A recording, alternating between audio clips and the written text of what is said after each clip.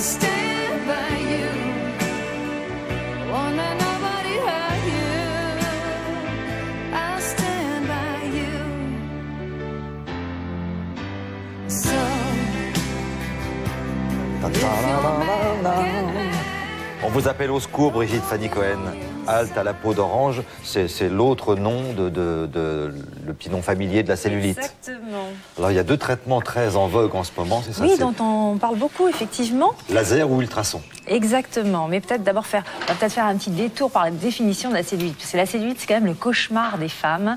La cellulite, c'est du gras, mais pas n'importe quel gras. C'est un gras qui est localisé de façon superficielle sous la peau et qu'on trouve principalement sur les hanches, les cuisses, éventuellement les mollets.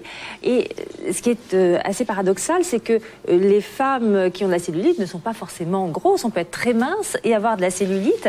Le surpoids et l'obésité se traduisent plutôt par une graisse profonde, alors que la cellulite donc se traduit par une graisse superficielle. Et avant de vous parler du laser et des ultrasons, il faut quand même vous dire qu'il y a deux types de cellulite, parce qu'en fonction du type de cellulite qu'on a, on ne va pas chercher le même traitement. Alors, il y a la cellulite adipeuse, qui est localisée surtout sur les hanches, les cuisses, par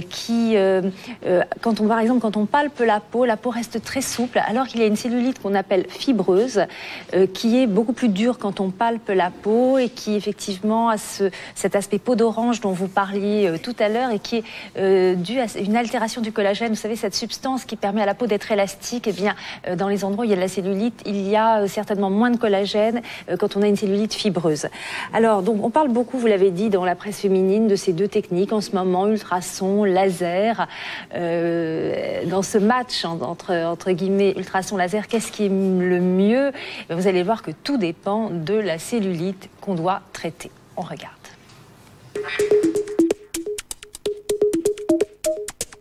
Ce type d'appareillage, ultrason focalisé, s'utilise uniquement pour traiter un volume. Mais ça n'agira pas sur le collagène, ça n'agira pas sur l'aspect de la peau.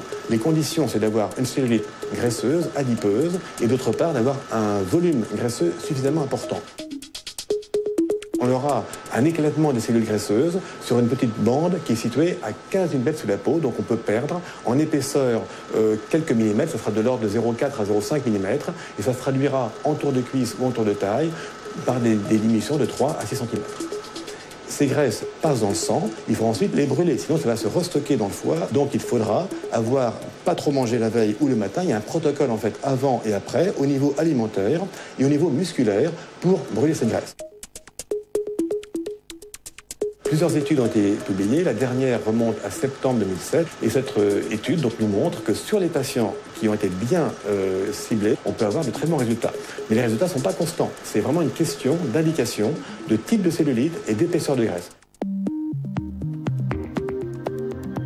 Le laser est un autre traitement de la cellulite. Le laser consiste à piquer ici dans la peau, introduire la fibre laser sous la peau, et bien en retirant la fibre laser, à chaque point, on appuie sur la pédale du laser pour envoyer une impulsion laser qui va agir sur un volume d'environ 3,2 grammes de graisse à chaque pulse. Donc on aura un résultat sur la peau d'orange, sur le relâchement cutané et sur les volumes graisseux, mais assez modestes. Donc on traitera des petites zones. On peut traiter par exemple les reprises de liposuction, lorsque la cellulite est très fibreuse. On peut traiter des petits capitons modérés, c'est pas du tout concurrent de la liposuction ou des ultrasons. On peut traiter également la graisse en excès au niveau du sous-mentonnier, ou au niveau des bras, ou au niveau du dos.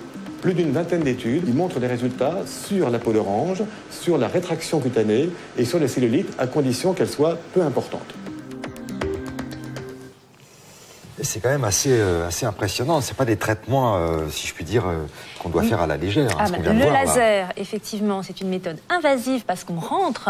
Ce n'est pas comme on rentre dans la peau. Ce n'est pas comme le laser qui sert à l'épilation, par exemple, hein, qui reste à la surface de la peau. Là, vraiment, on rentre. Alors que, effectivement, les ultrasons c'est une méthode un petit peu plus douce entre guillemets. Hein, ce n'est pas invasif, mais encore une fois, donc tout dépend des indications. Et ce qui se passe parfois, c'est que dans les cabinets médicaux, on investit sur une machine plutôt que sur une autre. Et les femmes à qui on va proposer une des techniques, mais qui ne sont pas finalement, qui n'ont pas la bonne cellulite pour être traitées par une des techniques, risquent d'être déçues.